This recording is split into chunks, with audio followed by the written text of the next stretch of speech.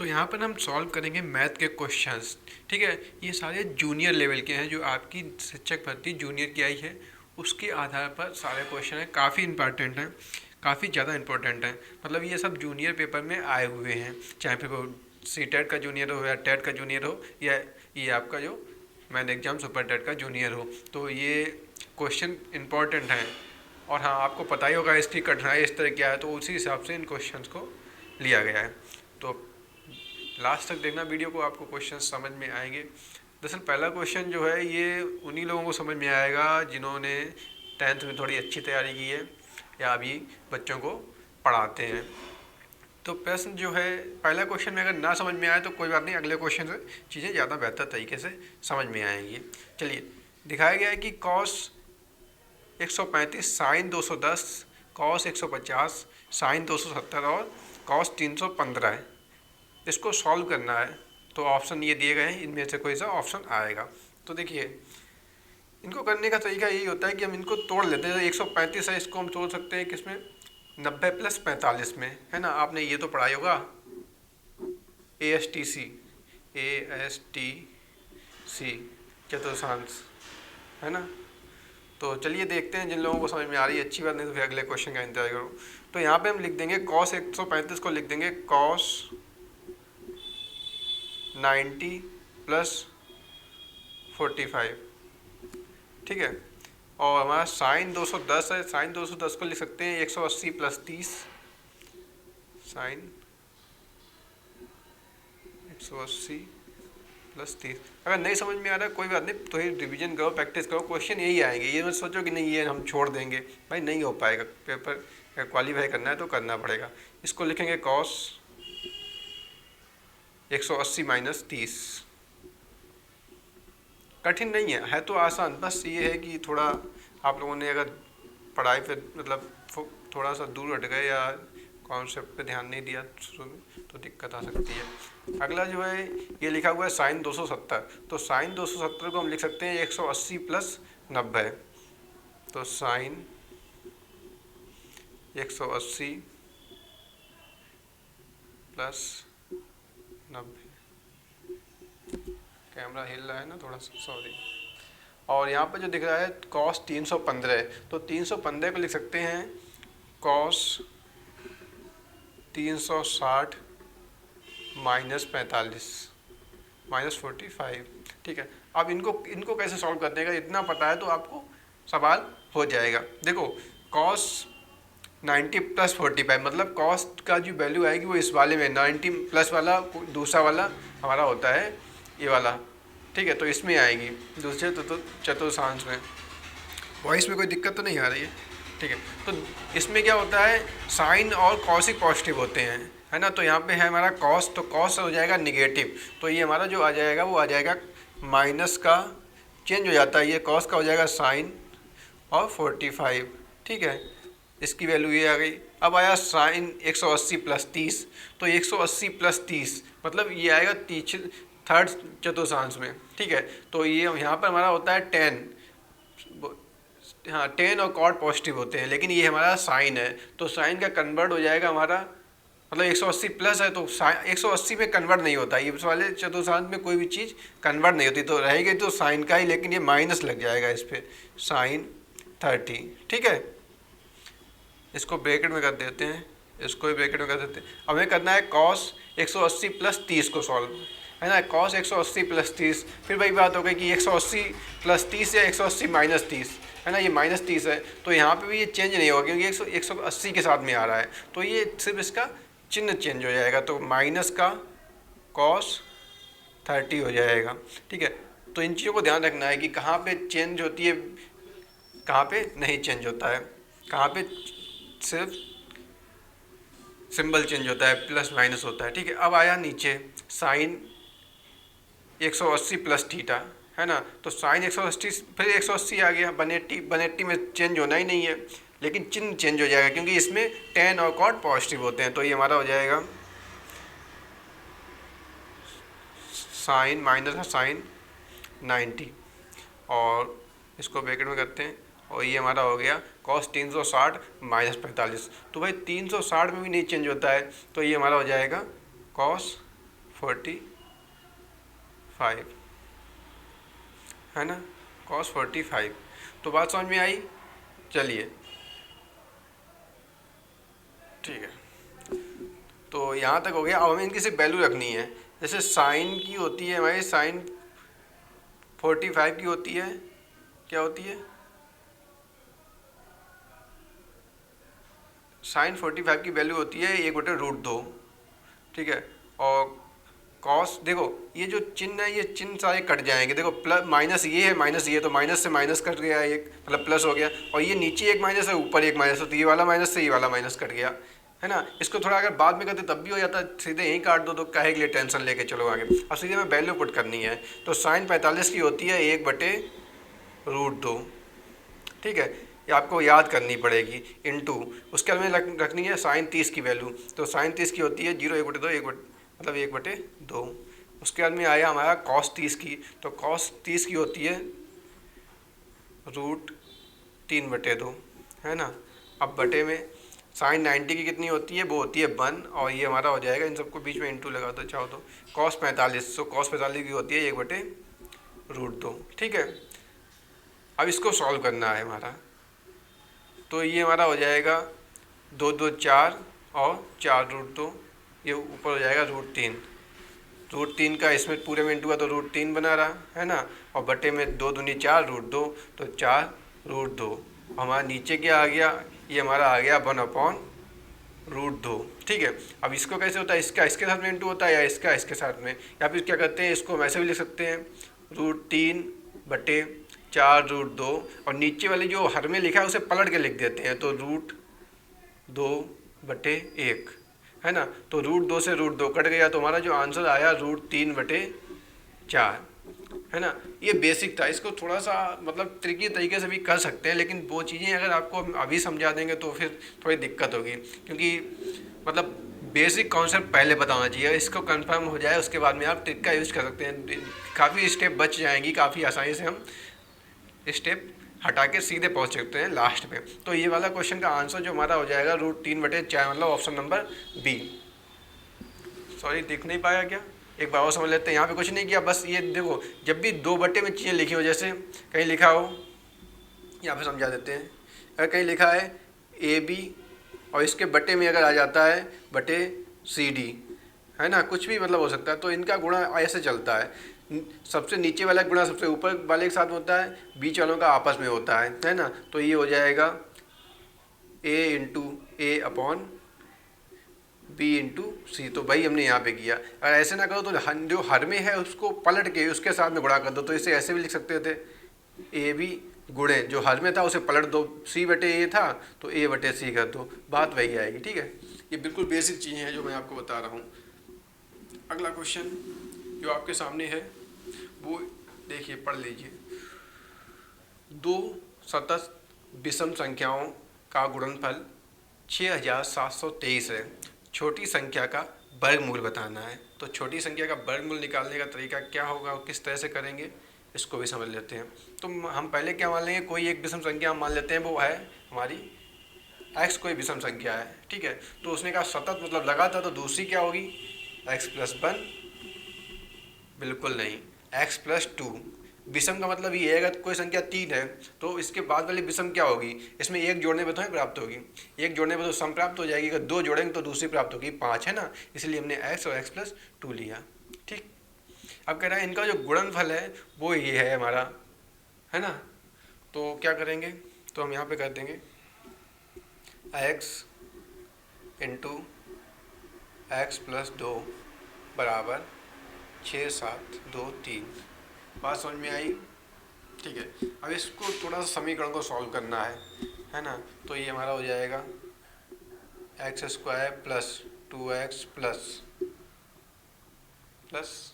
कुछ नहीं, ये वाला इस साइड को हम इधर प्लस क्या माइनस कर देते हैं, ये माइनस में आ जाएगा, इस साइड बराबर किस साइड में आएगा 23 बराबर 0। अब इसके हमें गुणनखंड करने हैं ऐसे कि हमें प्राप्त हो जाए घटाने पर 2, है ना। तो इसके जो गुणनखंड किए जाते हैं ऐसे किए जाते हैं 6 7 2 3, है ना। इसको काटो पहले, फिर उसको काटो, काटते चले जाओ, है ना। तो इसके जो गुणनफल आएंगे हम बता दे रहे हैं, तो वो हमारे आएंगे 81 इंटू 83। हाँ देखो 83 में से 81 माइनस करेंगे तो मेरा 2 प्राप्त हो जाएगा। तो सिंपल चीज़ है, मतलब सिंपल क्या, थोड़ा सा इस वाला समीकरण हार्ड है, वैसे आपने समीकरण तो बहुत से सॉल्व किए होंगे। तो x square plus 83x minus 81x minus 6723 बराबर 0, है ना। तो यहाँ पे हम क्या करेंगे, यहाँ पे हमारा x कॉमन आ जाएगा पहले वाले से, तो ये हो गया x प्लस 83, और यहाँ से हमारा क्या कॉमन आ जाएगा, यहाँ से हमारा कॉमन आ जाएगा पूरा का पूरा 81। तो यहाँ पे बचेगा x प्लस, माइनस लिया था तो यहाँ माइनस माइनस प्लस हो जाएगा, और यहाँ बचेगा 83, ठीक है, बराबर 0। अब जो हमारा दो संख्याएं प्राप्त हो गई, एक तो हमारी प्राप्त होगी, मतलब समीकरण अगर हम बात करें तो एक बार इन दोनों ले लेते हैं, मतलब 81 और दूसरा हो गया x प्लस 83। तो प्लस वाले की तो वैल्यू माइनस में आ जाएगी, इस वाले की आएगी प्लस में, क्योंकि x माइनस 81 बराबर 0, तो x बराबर आ गया 81, है ना। ये प्लस में आई, इसको मान्यता देंगे, इसको माइनस में 83 आएगी तो इसे मान्यता नहीं देंगे। अब वो कह रहा था छोटी वाली संख्या का वर्गमूल, है ना। तो छोटी वाली संख्या है, इसका वर्गमूल क्या होगा। हालांकि संख्या जो हमारी वो हमारी 81 और 83 ही आई है ना, लेकिन उसने कहा था छोटी वाली संख्या का वर्गमूल चाहिए। तो 81 का वर्गमूल क्या होगा, वर्गमूल मतलब इसके ऊपर अगर हम रूट चढ़ा देते हैं तो ये किसका वर्ग, 81 किसका वर्ग होता है, 9 का होता है ना, 9। तो हमारा जो आंसर आ जाएगा ऑप्शन नंबर डी, ठीक है। चलिए अगला प्रश्न देखते हैं।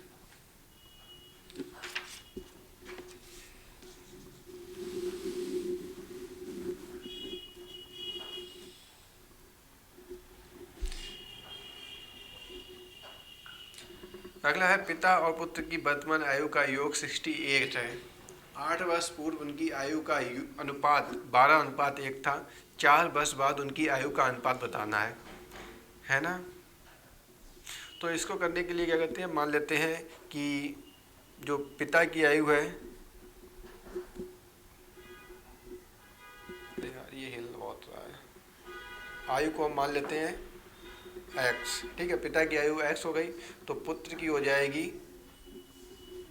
राइटिंग में ज़्यादा मैं दस में करता हूँ, वीडियो की वजह से इतना साफ लिख रहा हूँ, नहीं तो मैं इतना साफ तो कभी ना लिखूँ। 68 माइनस x, ठीक है। अब जो इनकी वर्तमान आयु का योग जो है वो 68 है, तो हम क्या करेंगे, इन दोनों का योग करेंगे। सॉरी, वो तो यहाँ से हमने सिर्फ इसलिए निकाल लिया कि ये 60, यहाँ से हमें ये प्राप्त हो गई पुत्र की आयु। पिता की आयु को हमने x माना, तो पुत्र की आयु क्या हो जाएगी, दोनों का योग तब 68 था, तो पुत्र की आयु 68 में से x घटा देंगे, वही तो होगी, है ना। 8 वर्ष पूर्व उनकी आयु का अनुपात, तो क्या करेंगे, इसमें से 8 घटाएंगे और इसमें से 8 घटाएंगे, उनका अनुपात रख देंगे। जैसे तो लिखेंगे हम x minus 8 upon 68 minus x और माइनस 8 और कर देंगे, क्योंकि 8 बार पूर्व जा रहे हैं, ठीक है। आयु तो ये थी, लेकिन 8 घटा दिया दोनों का, तो अनुपात जो हमारा आया था, मतलब दिया गया है 12:1, 12:1, है ना। तो इसको हम सॉल्व कर लेंगे, तो क्रॉस मल्टीप्लाई हो जाएगा, तो यहाँ पर हमारा हो जाएगा x माइनस 8 बराबर, यहाँ पे इसको माइनस कर देंगे तो 60 हो जाएगा ना। 8 है, इसमें से 68 में से 8 घटेगा तो हमारा 60 ही तो बचेगा, है ना। तो 60 का तो हम 12 से गुणा करेंगे तो कितना आएगा, 720, है ना। 12 72 होता है ना, 72, तो एक जीरो और बढ़ जाएगा, है ना। और उसके बाद में लिख देंगे माइनस का 12x, ठीक है। अब इसको अगर हम सॉल्व करेंगे तो ये हमारा जो 12x है वो इस साइड आ जाएगा और 8 उस साइड पहुंच जाएगा। तो x माइनस का था तो प्लस 12x बराबर 72 माइनस 8, है ना। तो ये जो हमारा हो जाएगा, दोनों जुड़ जाएंगे तो हो जाएगा 30x बराबर, इसको अगर हम माइनस करेंगे तो आएगा 712, है ना। माइनस 8 किया है, क्या किया, सॉरी, ये जो माइनस का था ना 1, इस साइड वो माइनस का 8 था, इस साइड गया, ये प्लस का हो गया, है ना। तो ये हो गया 8 जुड़ जाएगा इसमें, है ना, तो 728 आ जाएगा। ठीक है, कोई डाउट तो नहीं, थोड़ी सी गलती हो गई, क्षमा चाहते हैं, डिसलाइक मार देना एक अच्छी सी, सॉरी ना। तो यहाँ से इससे अगर हम करेंगे तो 728/13 हो जाएगा, है ना। तो 13 से अगर हम इसको काटेंगे तो ये कितनी बार कटेगा, 56 टाइम्स, है ना। तो एक्स की वैल्यू जो हमारी आ गई 56 आ गई। अब वो कह रहा है 4 वर्ष बाद उनकी आयु का अनुपात बताना है। 4 वर्ष बाद उनकी आयु का अनुपात बताना, तो एक्स की वैल्यू 56 आ गई, मतलब जो पिता की आयु थी वो हमारी 56 आ गई। हमें चाहिए पुत्र की आयु, तो 68 में से अगर हम 56 घटा देंगे तो कितना बचेगा, 4 हो जाएगा 60, तो 12, है ना। तो पुत्र की आयु 12 आ गई और पिता की आयु 56 आ गई। वो कह रहा है कि 4 वर्ष बाद उनकी आयु का अनुपात, है ना। तो अगर हम मतलब 56 + 4, 4 वर्ष बाद कह रहा है, और 12 + 4, तो ये 56 और 4 हो जाएगा 60/24। तो अनुपात ये आ गया। अब इसे काट भी सकते हैं, 12 पंचे 60, 12 × 24, तो रेशियो आ जाएगा 5:2। लेकिन हमें क्या चाहिए था यहाँ पे, मतलब ऑप्शन तो हमें दिख नहीं रहा है ऐसा कुछ।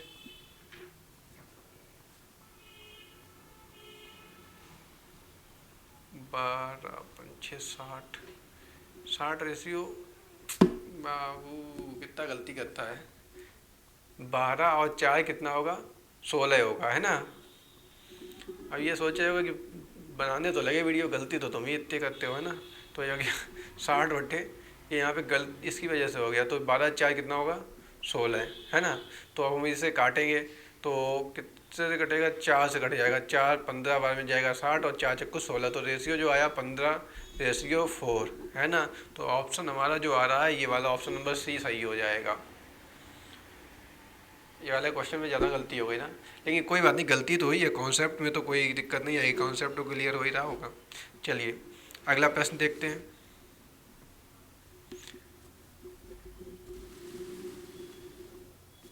मैं लगता हूँ मैं क्वेश्चन लाया तो और भी हूँ, लेकिन मुझे लगता है कि नहीं हो पाएंगे क्वेश्चन सारे, क्योंकि ना तो फ़ोन में स्पेस रह गया ज़्यादा, 2 GB का बच्चा है, और 2 GB में हो पाएगा क्या। चलिए इसको सॉल्व करते हैं।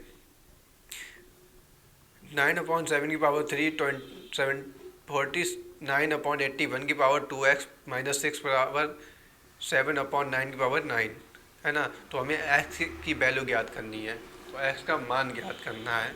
तो क्या करना है हमें, देखो हम क्या करेंगे इसमें समझ लेते हैं कि हम पहले इस वाले को भी हम कन्वर्ट कर लेंगे 7/9 में। वो कैसे करेंगे वो देखते हैं अभी। पहले तो ये जो दिख रहा है ना 7/9 में सबको पूरे को कन्वर्ट करना है, क्योंकि यहाँ पे 81 है तो ये 9 ही तो हो जाएगा, 9 का स्क्वायर, है ना। तो इसको हम पलट देते हैं, तो ये हम इसे लिख सकते हैं 7/9 की पावर -3। जब हम पावर माइनस कर देते हैं तो इसको पलट सकते हैं, ठीक है। अब यहाँ पर जो हमारा इनटू में बच्चा वो इसको हम लिख सकते हैं 7 का स्क्वायर अपॉन 9 का स्क्वायर का पावर 2x - 6 बराबर 7/9 की पावर 9, है ना। अब क्या करेंगे, ये हो जाएगा हमारा वही रहेगा 7/9 की पावर -3 इंटू, तो ये हो जाएगा हमारा 2 का ऊपर हो जाएगा हमारा इंटू, 2 का ऊपर इंटू हो जाएगा, क्योंकि 2 ये है पूरी होल, दोनों से पावर बाहर आ जाएगी, तो इसको लिख सकते हैं 7/9 की पावर 2 की पावर 2x - 6 बराबर 7/9 की पावर 9, ठीक है। अब जो अगला स्टेप हो जाएगा 7/9 की पावर -3 इंटू 2 का इस वाले इस पावर के साथ में इंटू हो जाएगा, तो वो हो जाएगा हमारा 7/9 की जो पावर हो जाएगी 2 2 या 4x - 12, है ना, बराबर 7/9 की पावर 9, ठीक है। तो गुणे में क्या होता है, पावर जुड़ जाती है। तो अब क्या होगी, ये संख्याएं समान है, इनकी पावर जो है वो आपस में जुड़ जाएगी। तो इसको हम लिख सकते हैं 7/9 की पावर 4x माइनस 12, जुड़ेगी प्लस होगी लेकिन है माइनस की, तो माइनस का ब्रैकेट लगेगा, है ना, बराबर 7/9 की पावर 9। अब हम इसको करते हैं तो 7/9 की पावर हो जाएगी 4x माइनस माइनस माइनस हो जाएंगे अब प्लस, तो 12×3 कितना हो जाएगा, 15 है, माइनस का 15 बराबर 7/9 की पावर 9। ठीक है, अब क्या करेंगे, हम तुलना कर लेंगे घातों की तुलना करने पर। ठीक है, तो 9 ही चल रहा था ना, तो ये हो जाएगा ये, और इसको बराबर कर देंगे, इधर करते हैं, दिख रहा है 4x माइनस 15 बराबर 9, है ना। तो 4x बराबर हो जाएगा, माइनस का 15 है, इधर जगह प्लस हो जाएगा, है ना। तो हो जाएगा 15, 5, 20, 4, 24, तो 24 है बिल्कुल। तो x की वैल्यू जो हमारी आ जाएगी 6 से 4 से 6 बार में कट जाएगा, तो x बराबर हमारी वैल्यू आ गई 6। तो उसने x का मान ही पूछा था, तो हमारा जो x का मान आ जाएगा वो 6 हो जाएगा। तो इस तरह से कॉन्सेप्ट ये है, बाकी तो फिर कर तो काफ़ी तरीक़ों से कर सकते हैं। अरे दोस्त, पूरा देखा ना भी सवाल आप लोगों को? ठीक है, कुछ इस तरह का था। चलिए अगले प्रश्न पर चलते हैं। अगला प्रश्न काफ़ी इम्पोर्टेंट है, उससे बड़ी बात काफ़ी ज़्यादा आसान है। हाँ, तो यहाँ पे जो सवाल दिया गया है, एक मूलधन साधारण ब्याज की दर से 10 वर्षों में खुद का दोगुना हो जाता है ना। तो ये क्वेश्चन हमें बहुत अच्छे लगते हैं, परसेंट मेरा इतना फेवरेट है कि कुछ कहा नहीं जा सकता। देखो, और आसान बहुत होता है, अगर बेसिक लगाओगे तो बहुत टाइम लगेगा। देखो, मूलधन खुद का दोगुना हो जाता है, खुद का दोगुना हो जाता है मतलब खुद में हर चीज़ क्या होती है, 100%। तो पहले कितना था, 100% था, है ना। और कितने 10 वर्षों में खुद का दोगुना हो गया, मतलब 100% और बढ़ गया, 100% और बढ़ गया। इतनी बात समझ में आई, 200% हो गया। अब वो कह रहा है कि जो ये 10 वर्षों में 100% बढ़ गया है, तो ब्याज की दर क्या थी, किस परसेंट से बढ़ा होगा।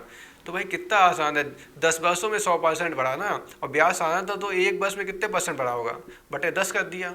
बात समझ में आ रही? तो एक वर्ष में बढ़ा था 10%, है ना। तो जो दर क्या हो जाएगी, वो हमारी हो जाएगी 10%। आसान था ना।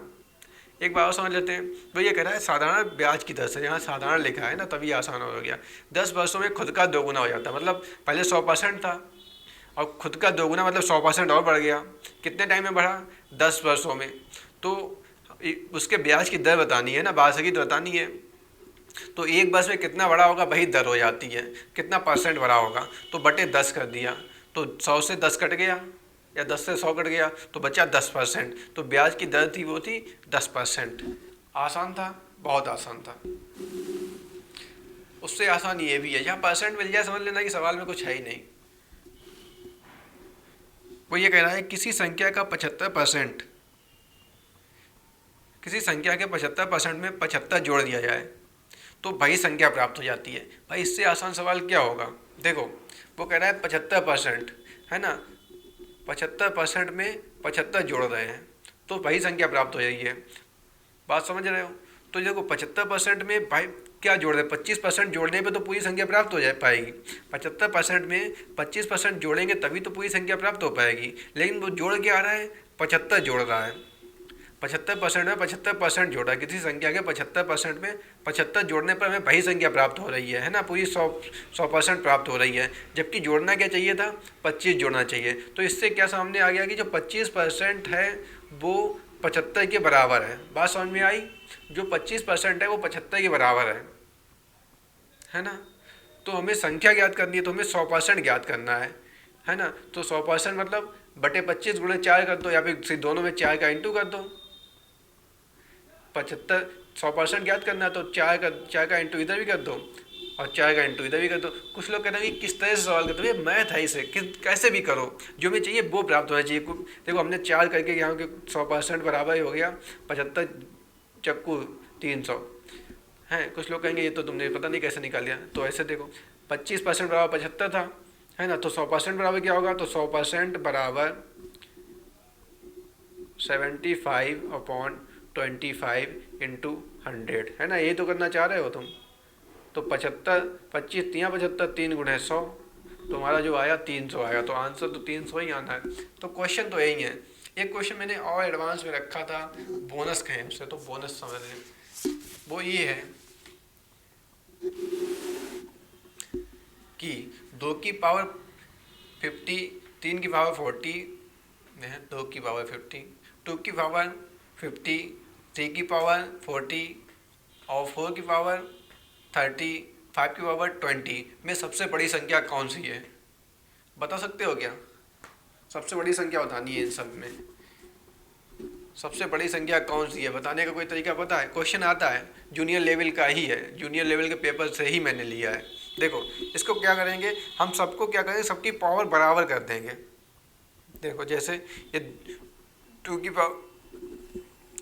पावर अरे बेटा 2 की पावर 50 लिखा है, तो हम इसे लिख सकते हैं 2 की पावर 5 इंटू 10, है ना। और ये लिखा है 3 की पावर 40, तो इसको लिख सकते हैं 3 की पावर 4 इंटू 10। उसके हमें लिखा है 4 की पावर 30, तो इसको लिख सकते हैं 4 की पावर 3 इंटू 10। अभी समझ में आएगा। 5 की पावर 20 लिखा है, तो इसको लिख सकते हैं 5 की पावर 2 इंटू 10, ठीक है। तो यहाँ पे जब क्या मैंने 2 की पावर 5 है ना, 2 की पावर 5 अपॉन 2 की पावर 5 इंटू 10, तो हम क्या करेंगे 2 की पावर 5 को सॉल्व कर लेंगे और जो पावर दूसरी 10 है वो लगी रहने देंगे। तो 2 की पावर 5 कितनी होती है? 2 दूनी 4 दूनी 8 दूनी 16 दूनी 32, मतलब 32 बराबर 32 की पावर 10, है ना। वैसे इसको कर देंगे 3 की पावर 4 इंटू 10 है ना, तो 3 की पावर 4 को सॉल्व कर देंगे। 3 का 9 37 81, 41 की पावर 10, है ना। उसके बाद क्या करेंगे 4 की पावर 3 करना, 4 को 16 को 64, 64 की पावर 10। 5 की पावर 2 को की अगर सॉल्व करेंगे तो 25 की पावर 10। अब देखो इनमें से दो संख्या बराबर बड़ी होगी वो बड़ी होगी, तो छोटी होगी वो छोटी होगी, क्योंकि पावर तो सबकी बराबरी लगी हुई है ना। तो सबसे बड़ी संख्या यहाँ पे कौन सी है? 64 नहीं 81, है ना। तो हमारी जो संख्या सबसे बड़ी इसमें आ जाएगी, तो 3 की पावर 40, 3 की पावर 40 सबसे बड़ी संख्या होगी, है ना। बात समझ में आई? अगर हो सके, मतलब मुझे तो नहीं लगता कि मैंने ज़्यादा अच्छा आप लोगों को एक्सप्लेन कर पाया चीज़ों को, लेकिन अगर आपको ऐसा लगता है कि हाँ मैंने मतलब कुछ भी ऐसा किया है जो आपको थोड़ा बहुत फ़ायदेमंद लगा या कुछ भी इम्प्रूवमेंट आया है, तो भाई अपना सपोर्ट दिखा देना, लाइक तो कर ही देना, हो सके तो सब्सक्राइब कर देना। होगा तो नहीं तुम लोगों से? ट्राई करना, ठीक है। अगले वीडियो में बेहतर करने का प्रयास करेंगे। मिलते हैं अगले वीडियो में, बाय बाय।